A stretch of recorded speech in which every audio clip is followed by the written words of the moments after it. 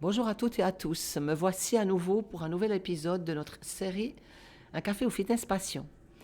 J'aimerais partager avec vous aujourd'hui le récit incroyable d'un homme qui a traversé une épreuve de vie douloureuse, tant physiquement que moralement, mais malgré ça, Bertrand n'a pas perdu sa joie de vivre. J'ai presque envie de dire qu'il est encore plus rayonnant. Salut Bertrand, merci d'avoir accepté mon invitation. Tu es un client du fitness passion depuis plus de 15 ans. Et l'amitié qui nous lie me permet aujourd'hui de parler de ton accident. Tu as été brûlé au 3e degré sur 76% du corps. Ma première question est, comment vas-tu aujourd'hui? Bonjour Noël, écoute, finalement je vais bien. Merci. Dans l'introduction, j'ai indiqué que tu as été brûlé au 3e degré. Comment ça s'est passé? Alors on dit toujours que les accidents c'est toujours un peu bête, mais là c'est dû à un problème technique. Je fêtais le 22 août 2020 mon anniversaire où j'avais pour cette occasion loué un refuge. Et pour des raisons techniques qui sont encore pas nettes et claires, mais il y avait un problème technique, j'ai voulu remplir la génératrice qui alimentait l'électricité du refuge. Et quand j'ai voulu rajouter de l'essence dans cette machine, pour des raisons, je leur dis techniques, il n'y avait pas d'air, il y a de l'essence qui a coulé à côté de la machine et c'est remonté en feu. Et comme j'avais le bidon d'essence dans les mains, j'ai pris feu. Voilà, donc heureusement, entre guillemets, il y avait une fontaine qui était pas loin et j'ai pu courir très rapidement pour plonger dans celle-ci, mais les 30 secondes qu'il m'a fallu m'a brûlé à 76% effectivement de mon corps, au 3e degré. C'est vrai que pendant un moment, on t'a plus du tout vu au fitness. Et puis, c'est vrai que j'avais pas trop de nouvelles. Et puis, je sais plus, par chance, on a pu enfin avoir de tes nouvelles. Et c'est là qu'on a appris, en fait, ce qui s'était passé.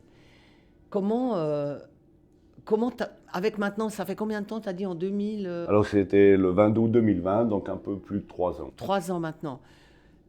Avec le recul, maintenant, ça fait 3 ans. Tu repenses encore à cet accident ou... Alors, effectivement, on y pense, je dirais, même après 3 ans, allez, peut-être pas tous les jours, mais chaque semaine, il y a toujours une petite pensée de l'accident. Heureusement, psychologiquement, je n'ai jamais rêvé de cet accident, ni fait de cauchemar. Donc voilà, je repense simplement aux faits, comment ça s'est passé. Mais bon, ça ne me hante pas, l'esprit est loin de là. C'est vrai que, alors par chance, physiquement, le visage n'a pas été touché. Oui. Tout le reste, c'est quoi? Les mains, les bras, les mains? Alors, effectivement, si on me croise dans la rue, on ne pourrait pas croire que j'ai été brûlé sur cette surface aussi étendue que ça. Ce que je n'ai pas brûlé, le visage, le torse, les pieds et les parties Bon. intimes. Là, Voilà, bah. mais c'est important. Et aujourd'hui, bon, tu as eu beaucoup d'opérations. Tu es resté combien de temps à l'hôpital? Alors, sur les 6 premiers mois que j'ai fait au CHUV, j'ai fait 4 mois et demi aux soins intensifs. Dans ces 4 mois et demi, j'ai fait 2 mois et demi de coma. Après ces 4 mois et demi, je suis monté au 14e étage du CHUV, qui est, je dirais, un autre deux avant de partir, 6 mois à la SUVAC, qui est le centre de réadaptation à Sion. Et c'est là que j'ai réappris à faire beaucoup de choses, à marcher surtout, parce qu'on perd beaucoup de poids quand on est alité pendant près de 6 mois. On dit qu'on perd environ, dans des soins intensifs, 8 kilos de muscles par mois. Donc voilà, j'avais perdu 32 kilos et j'ai dû me réadapter par rapport à tout ça. Et ça prend beaucoup de temps. Donc à la Souva, tu es allé en fait effectivement pour te reconstruire physiquement, hein.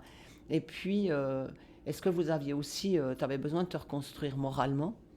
Alors, oui, parce que les médecins le disent que un accident d'un grand brûlé est le plus tragique, que ce soit pour le corps déjà, et aussi psychiquement. C'est le grand tonnerre que puisse subir un corps. Donc psychologiquement, alors tout dépend de la force de la personne. C'est vrai qu'on avait un soutien, on nous proposait des soutiens de psychiatres et autres, de psychologues, que j'ai toujours refusé parce que j'estimais que j'avais la force en moi pour me sortir de ça, pour être positif. Aussi l'entourage de la famille qui est très très très important, de son ami ou amie. Moi j'ai eu de la chance d'avoir une amie extraordinaire. Voilà, et les amis et la famille aident aussi psychologiquement à une personne à aller de l'avant, à se reconstruire. voilà, à se reconstruire. Ouais.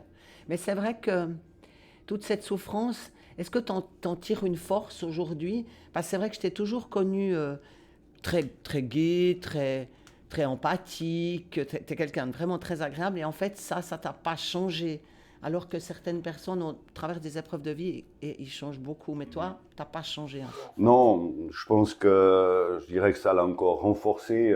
C'est vrai que je suis toujours quelqu'un de très positif, qui aime aller de l'avant, qui aime les défis. Et ben là, c'était, on peut dire, mon plus grand défi, que j'appelle tout simplement le parcours d'un combattant. Parce que c'est vraiment un parcours très très très dur pour reprendre un peu une vie normale et active. Donc voilà, non, je dirais que pour moi en tout cas, j'avais la force psychologique pour pas m'enterrer et ne pas avancer au fait. Qu'est-ce qui était le plus dur dans cette épreuve pour toi? Parce que il me semblait que tu m'avais dit que tu n'avais pas de douleur, pas tellement de douleur physique en fait. Qu'est-ce qui était le plus... Tu t'es dit, ça c'est trop dur. Ouais. Alors, je dirais le plus dur pour moi au départ, ce qui a été, ben, c'est effectivement mon corps. C'est de voir son corps brûlé, meurtri. Alors, j'ai toujours été quelqu'un qui aimait bien, entre guillemets, plaire, donner une apparence pas trop mal. Et quand on en arrive là à se dire, ben voilà, maintenant, mon corps est brûlé, il sera toujours marqué. Alors, plus brûlé comme il y a 3 ans d'arrière, mais il y aura toujours des marques. Donc voilà, pour moi c'était au départ, et surtout quand on soit dans une glace, on pleure, des fois on pleure. Mais voilà, après, ben, de nouveau, la force psychologique a fait que je me dis, ben voilà, il faut accepter. À un moment donné, je pense que c'est un point d'orgue important dans le mental, c'est d'accepter comme on est, et puis de se dire qu'il y a encore autre chose après. Alors la chance que j'ai, je dirais en guillemets, c'est que j'avais 55 ans. C'est différent que si on avait 20 ou 30 ans. Donc on dit à un moment donné, bon ben voilà, ton corps est tel qu'il est, il est pas moche, hein, c'est pas, voilà, c'est un peu différent. Donc l'acceptation est primordiale pour aller de l'avant, de dire bon ben voilà, mon corps est comme ça, mais je vais continuer avec ça et voilà, puis on reste positif. Donc pour toi, en fait, tu dirais que la douleur était plus psychologique que physique, puisque tu me dis que malgré tes douleurs, malgré tes brûlures, tu n'avais pas de douleur. Oui, alors c'est vrai que quand on est entrepris directement après l'accident, on vous met directement dans le coma. Tout ce qui est au niveau des greffes se fait dans le coma parce que c'est des choses qui sont difficiles à supporter pour un corps. Donc ces moments-là, je n'ai pas eu de douleur, même après l'accident lui-même, hein, où j'étais assis au bord de la fontaine. Une fois que j'avais plongé dedans, j'étais assis au bord de la fontaine en attendant l'ambulance, l'hélicoptère aussi. Et là, j'avais même pas mal non plus. Je voulais même fumer une cigarette. C'est un peu une anecdote un peu bizarre. Mais voilà, quand vous êtes brûlé au 3e degré, il faut savoir que les nerfs sont touchés, donc on ne ressent plus aucune douleur. Autrement, en dehors de la phase de l'endormissement, quand ils m'ont fait les greffes, après, je ne peux pas dire que j'avais des douleurs. Alors de nouveau, chaque personne est différente. J'ai rencontré d'autres grands brûlés qui, eux, ont, certains pas eu de douleurs spécifiques, puis d'autres qui avaient beaucoup de peine, même en prenant simplement une douche où ils avaient mal. Voilà, donc après, c'est la force aussi de la personne, je pense, physique. Moi, j'ai toujours été sportif, hein, comme tu l'as dit. J'ai fait plus de 15 ans dans ce fitness-là. Ça fait longtemps qu'on se connaît, qu'on se croise. Mais j'ai toujours fait du sport, que ce soit du tennis, du football. Donc, je pense que ça aide aussi à avancer plus rapidement dans un accident tel que celui-ci. Est-ce qu'il y a des choses aujourd'hui que tu ne peux plus faire? Alors moi, je parle plutôt physiquement, Ouais, peut-être ouais. dans ton sport. Est-ce qu'il y a des choses que tu ne fais plus? Alors, de nouveau, on le dit, quand on a un accident tel que celui-ci, il faut bien plus de 3 ans pour se remettre, entre guillemets, un peu comme si on était comme avant, mais je pense qu'on peut jamais récupérer ce qu'on a été avant. Mais je dirais que je vais pouvoir récupérer un bon 80% de mes capacités, que ce soit physique, oui, physique, au niveau du volume. Hein. J'avais perdu 32 kilos, là, actuellement j'en ai repris 27, donc, Ouais, c'est incroyable. mais pas seulement avec du chocolat. Mais voilà, oui, effectivement, ben, pour reprendre du poids, il fallait que je reprenne le sport, ce que j'ai fait en revenant il y a un peu plus d'une année au fitness. Et voilà. Donc tu peux, en fait, il n'y a rien ne t'empêche, t'as pas d'embûche. Non, alors il y a des choses qui sont. Alors j'ai perdu de la mobilité au niveau des mains, donc c'est sûr qu'il y a des choses que je fais un peu différent Différemment. qu'avant, mais ça ne m'empêche pas de le faire. Je dirais que j'ai pas d'handicap de ce côté-là qui m'empêche de faire certaines choses. Différemment, peut-être moins bien, moins vite, mais on avance. Mais l'envie est toujours là, en tout cas. Alors, pour avancer, il faut avoir l'envie, ça c'est sûr. Alors, il y a un mot que j'ai beaucoup utilisé pour moi, pour avancer, c'est la résilience. Il y a un médecin qui dit que des gens résilients ont des traits de caractère très précis, dont un QI élevé, mais ça, mon ami n'est pas vraiment d'accord. Aussi l'humour, et ça je pense que c'était un des points de mon caractère, en plus de ma force physique, psychologique, l'humour. J'adore déconner tout simplement pour le dire, et je prends à la Suva, les gens ou les infirmiers adoraient venir s'occuper de moi parce que on rigolait, il y avait toujours de la musique dans ma chambre, donc il y avait peut-être un d'esprit positif que les gens aimaient aussi. Voilà, donc l'humour a été aussi un moteur ou de l'essence pour mon moteur pour avancer. On- Tu crois pas? Moi, j'ai souvent entendu dire que, effectivement, on reçoit, en guillemets, les épreuves de la vie qu'on est capable de surmonter. Tu crois? Et c'est en fait, tu parles de résilience, mais c'est exactement ça, en fait. Oui, Si tu n'as pas la force, tu peux pas te relever. non, on peut pas. Alors il y a des gens qui disent oui, mais j'aurais été à ta place, j'aurais pas eu cette capacité de, on n'en sait rien. Pas. Quand on est confronté à ça, on peut pas le dire à l'avance.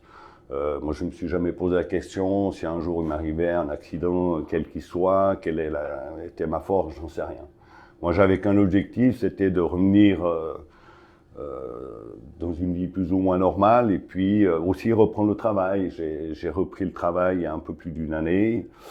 Voilà. Donc, il faut cette force-là. Et je disais toujours, j'avais une phrase que j'utilisais beaucoup et que j'utilise encore. Je donne de temps en temps quelques conférences au CHUV pour des infirmiers, le service médical, pour leur apporter mon expérience en tant que patient.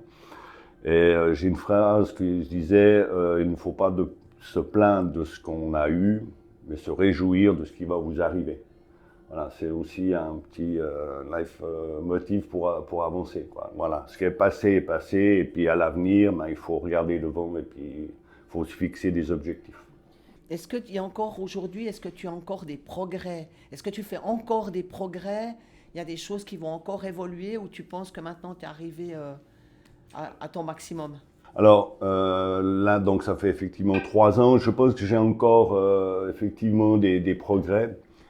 De la marge, en tout cas. Alors, elle n'est pas énorme, mais je dirais déjà au niveau musculaire, au niveau des jambes, parce que c'est vraiment ce qui était plus dur pour moi de faire évoluer. Bon, ce qu'on n'a pas précisé, c'est que tu fais près de 2 mètres. Oui, Donc c'est vrai, quand il faut remuscler un corps aussi grand que toi, ça prend un peu plus de temps que si tu faisais 1,30 m les bras levés. Mais après, on a encore du temps pour travailler là-dessus. C'est tout vrai. à fait. Non, c'est clair. Alors, effectivement, mes 1,97 m ne m'avantagent pas dans certaines situations. Surtout de se lever quand c'est très bas d'un canapé. J'ai mis énormément de temps, du fait que j'ai plus de muscles, à me lever tout seul du canapé à la maison. Je devais me faire aider. Voilà, donc il y a eu un gros travail quand j'ai repris le fitness. Malheureusement, la première année était un peu délicate. J'ai eu encore 5 opérations, donc il y a eu beaucoup de ruptures, de pauses où je ne pouvais pas faire d'exercice. Donc ça, c'était l'année passée. Donc voilà, j'ai mis un peu plus de temps à remuscler tout ça. Alors bon, le haut du corps est Bertrand d'avant, c'est sûr, mais les jambes sont encore le point essentiel de l'évolution et aussi maintenant repartir un peu à courir. Je le fais pas très vite, donc s'il y en a qui veulent faire des concours, ils peuvent, ils vont gagner. Parce que tu as un problème de cheville, hein, je crois, de pied, Ouais, hein, qui t'embête un peu. Tu as un manque de mobilité au niveau oui, des alors chevilles. ça, c'est effectivement du problème de nerfs, hein, Voilà, ouais. principalement parce que quand on est brûlé, ben, les nerfs sont touchés. Là, j'ai eu 2 opérations cette année de neurolyse, comme ils appellent ça, pour décoincer des nerfs qui m'empêchaient de faire certains mouvements qui me faisaient mal. Donc voilà, donc ça a l'air de pas trop mal aller, Ça suit son cours, en ça tout suit cas. son cours, voilà. Est-ce que j'aimerais qu'on termine. Je trouve que ton récit est incroyable parce que quand on traverse l'enfer comme tu l'as fait, avec autant d'élégance et de panache, je dirais, c'est vraiment une leçon de vie. En tout cas, moi, quand je t'ai vu arriver, tu m'as vraiment scotché parce que je trouve que tu as cette force que beaucoup de gens peut-être n'ont pas ou pensent pas avoir. Et j'aimerais bien que tu... Quel est ton message pour les gens qui se sentent un peu... on vit dans une situation un peu difficile au niveau du climat, au niveau des inflations, etc., etc. Qu'est-ce que tu as envie de passer comme message aux gens pour qu'ils soient un peu motivés, Positif, ben, positifs, oui. il faut se dire que malheureusement, effectivement, il y a des gens bien plus malheureux que nous. Quand on n'est pas malade ou qu'on n'a jamais vécu un accident, ben on se plaint pour pas grand-chose des fois. Et je pense qu'il faut essayer de se dire que c'est pas grave, que demain ça sera mieux. Moi, pour avancer aussi, je regardais un peu ce qui se passait autour de moi. Quand j'étais au centre de rééducation de la Suvage, je voyais des gens qui étaient amputés d'une jambe, de 2 jambes, qui étaient paraplégiques, etc.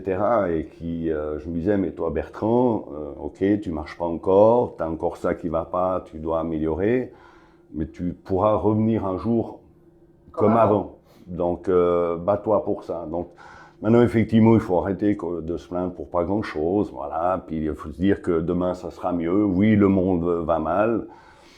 Mais bon, il faut peut-être un peu être égoïste et puis de penser à soi. Et puis, qu'est-ce qui est le mieux pour soi-même. Et puis, aller là-dessus. Et puis, de dire qu'on a des avantages, d'autres le contraire. Et puis, qu'il faut utiliser sa force positive pour aller de l'avant. Voilà, donc c'est une question de morale, de psychologie, et puis on doit se motiver aussi dans la tête pour avancer. Voilà un peu le message que je dirais que j'aurais. Merci beaucoup Bertrand. Et continue, ça va le faire. D'accord. Merci. Hein. Merci Noël.